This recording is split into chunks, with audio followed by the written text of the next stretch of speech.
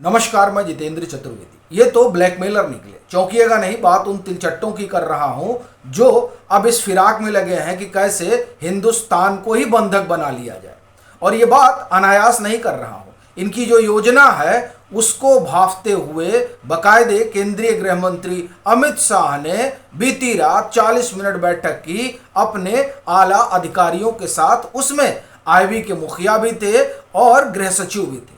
और फिर पूरा एक खाका तैयार किया गया, क्योंकि अब जिस रास्ते पे सीजीपी जा रही है उससे साफ दिख रहा है कि उनकी जो डोर है वो अरविंद केजरीवाल और उन लोगों के पास है जो सीधे तौर पर पीएम से घृणा करते हैं। मसला घृणा का है। यहां इस बात का कोई लेना देना ही नहीं है कि इन्हें छात्रों से कोई लगाव था। वो इनका मुद्दा ही नहीं था। मुद्दा ये था कि किस तरह से हिंदुस्तान में एक ऐसा माहौल बनाया जाए ताकि जब तिलचट्टे चाहें तब अराजकता फैलाएं।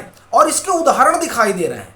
यानी अभी ज़्यादा पुरानी बात नहीं है, सुप्रीम कोर्ट का ऑर्डर आता है कि भाई जो अपराधी हैं जिनके ऊपर एफआईआर है वो तो नहीं जाएंगे। हाँ, छात्र उनको छोड़िए, ये इनको नागवार गुजर गया।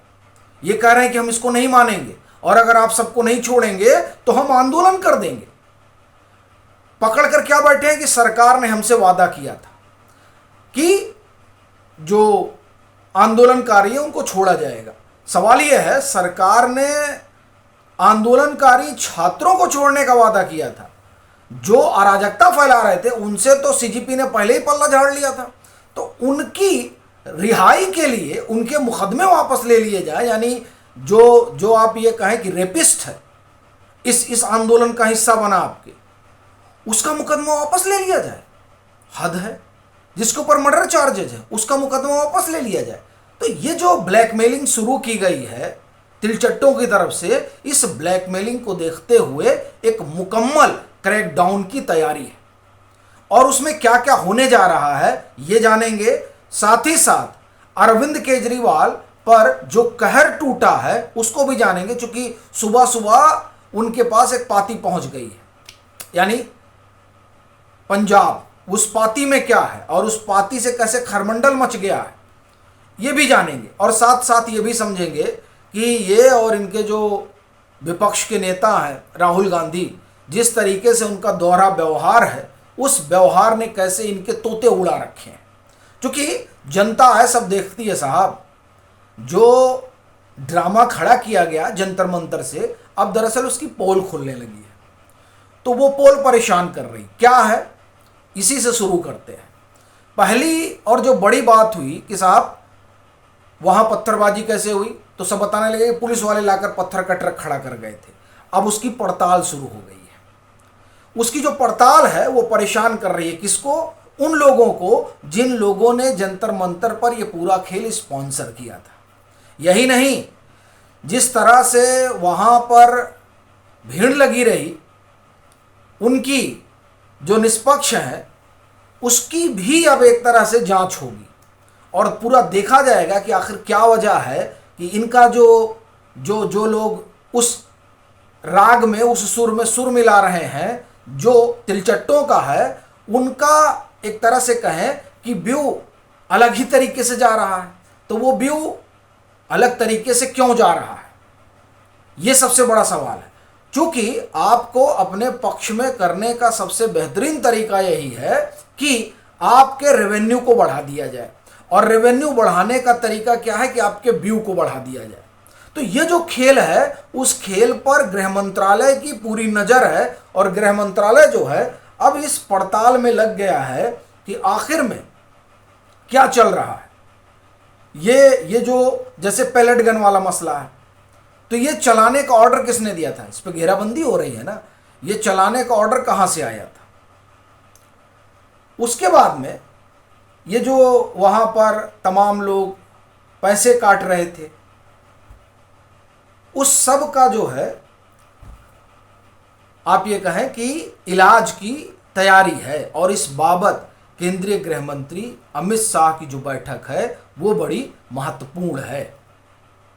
40 मिनट बैठक चली और उस बैठक में ध्यान रखिएगा, आईबी ने सीजीपी को लेकर एक रिपोर्ट दी थी जब काकरोचों ने अपना इंस्टा पर हैंडल वगैरह बनाया था, और उस पर जिस तरीके से बाढ़ आई थी, उस बाढ़ के मद्देनज़र आईबी ने एक प्रारंभिक रिपोर्ट तैयार की थी। तो अब वो प्रारंभिक रिपोर्ट तो बहुत बड़ी हो गई है, क्योंकि महीने भर ये लोग बैठे थे, तो महीने भर बैठे थे और अभी जो उनकी गतिविधियां चल रही हैं, यानी जितने अपराधी हैं उनको ये छुड़ाना चाहते हैं। ठीक है साहब, तो इनका पूरा जो एनाइलमेंट है उसको भी देखा जा रहा है, कहाँ किससे जुड़े हुए हैं। पूरा एक तरह से आप कहा जाए कि आईबी ने वो पूरी रिपोर्ट सौंप दी है एचएम को, जिस रिपोर्ट में इनका पूरा कच्चा चिट्ठा है। क्योंकि देखिए इनके जो तार है ना, अब इसमें से एक साहब जो है कैरावाइन में काम करते थे, कैरावाइन में जुड़े हुए थे।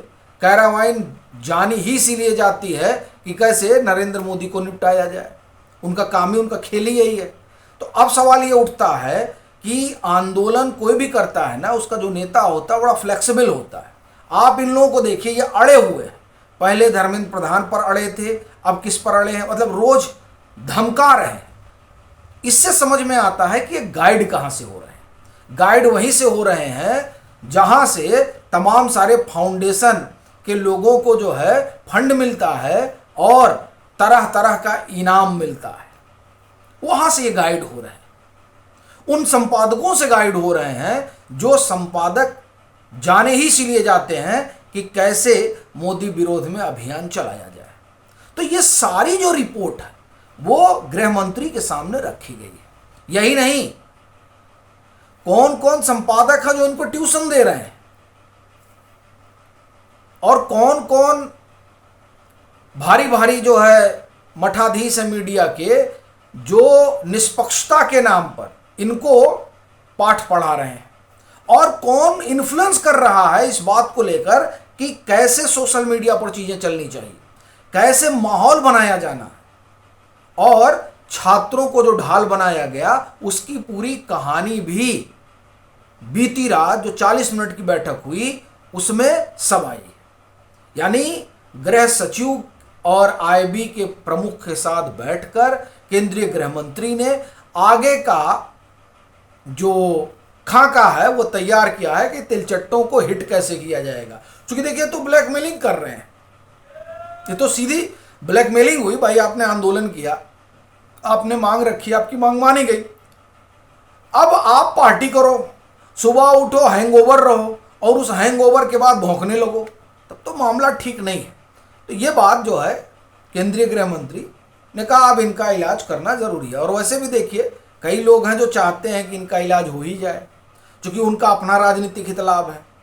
अच्छा, एक और संकट हो गया है काकरोचों के साथ। अब ये चाहे अभिजीत दीपके हों, सौरभ दास हों और आशुतोष रांका हों, देखिए इनको छपास की आदत पड़ गई ना। 31 दिन 30 दिन जो रहे वो लगातार मीडिया ही इनको कवर करती रही, तो इनको लग रहा है कुछ बोलेंगे नहीं, हम यूँ कहें कुछ भौंकेंगे नहीं तो हमको देखेगा कौन, तो इसीलिए रोज भौंकते रहते हैं। ये भी इनके साथ एक संकट। तो खैर इनके इलाज की जो है वो तैयारी शुरू कर दी गई है, और उसी बाबत पूरा जो हमने आपको बताया वो ब्यौरा निकाल कर एचएम के सामने रख दिया गया है। और अब संभावना बड़ी है कि लाठी कभी भी जो है इनके सर पे बज सकती है, क्योंकि अब जो ये कर रहे हैं वो आंदोलन नहीं है। ठीक है, अब आते हैं दूसरे मसले पर जिसने अरविंद केजरीवाल की हालत खराब कर रखी है। देखिए क्या है कि जो पंजाब यूनिवर्सिटी है उसके पास उपराष्ट्रपति के दफ्तर से चिट्ठी पहुंची है। ठीक है साहब, और उसमें कहा गया है कि with the order of the honourable vice president of India come chancellor Punjab university, it is hereby informed that Dr. Meenakshi Goyal, Dean of the University, instruction Punjab University Chandigarh shall discharge the responsibilities of the Vice Chancellor. Punjab university, समझ रहे हैं साहब, Punjab university को जो है वो नया chancellor मिल रहा है। ये आप एक तरह से कहें कि अरविंद केजरीवाल के ऊपर सबसे बड़ी चोट है। तो मामला जो है ना साहब, वो अब जबरदस्त तरीके से आगे बढ़ रहा है। दूसरी तरफ राहुल गांधी, आप देखिए कल कांग्रेस ने मोर्चा संभाला। पहले तो ये लोग बातचीत करने के लिए तैयार नहीं थे, चाहते थे गतिरोध चलता रहे, तो घेर लिया गया। ने कहा कि भैया आप ही ने कहा था कि बात होनी चाहिए पेपर लीक पे, अब आप ही लोग बात नहीं कर रहे हो। तो खैर फिर इनको चर्चा के लिए तैयार होना पड़ा। अब चर्चा के लिए तैयार हुए। जब चर्चा के लिए तैयार हुए तो आप देखिए पहले पहुंचते ही कहे कि अमित शाह इस्तीफा दे दें, अमित शाह माफ़ी मांगे, ये सब पूरा खेल चलने लगा। सवाल यह है कि राहुल गांधी कब बोलेंगे? राहुल गांधी माफ़ी मांगेंगे? राहुल गांधी धरना देने जाएंगे झारखंड? झारखंड क्यों कह रहा हूँ, झारखंड में हालत खराब हो रखी है साहब। वहाँ तो ऐसा लग रहा है जैसे पेपर लीक आम बात हो गई है, लेकिन उस पर मौन, पंजाब पर मौन। अभी लोग पैलेट गन की बात कर रहे हैं, छात्रों की पिटाई की बात कर रहे हैं, केरल की बात कौन करेगा? तो ये सारे जो मसले हैं वो सोशल मीडिया पर तैर रहे हैं। देखिए अमित मालवीय ने कल एक शेर कहा, ठीक है साहब, और वो देखिए अमित मालवीय ने यूं ही नहीं कहा था। अमित मालवीय ने जो कहा है ना, वो रात में दिखाई दिया। जब अमित मालवीय ने बोला था तो समझ में नहीं आ रहा था कि ये क्या मतलब, ये तो सिनेमा का डायलॉग है जो ये बोल रहे हैं, इसके बोलने का क्या मतलब है। लेकिन जब रात में पता चला कि भैया किस तरीके से इन लोगों का इंतज़ाम किया जा रहा है, तब समझ में आया कि साहब ये जो अमित मालवीय ने लिखा था, चीते की चाल, बाज की नज़र और बाजीराव की तलवार पर संदेह नहीं करते, कभी भी मात दे सकती है, तो यूं ही नहीं कहा था अमित मालवीय ने। दरअसल खेल जो है असल अब शुरू हुआ है हिट करने का, उनको जो तांडव मचा रखे हैं। बाकी आप लोगों की क्या राय है ज़रूर साझा करिएगा और इसको ज़्यादा से ज़्यादा शेयर करिएगा।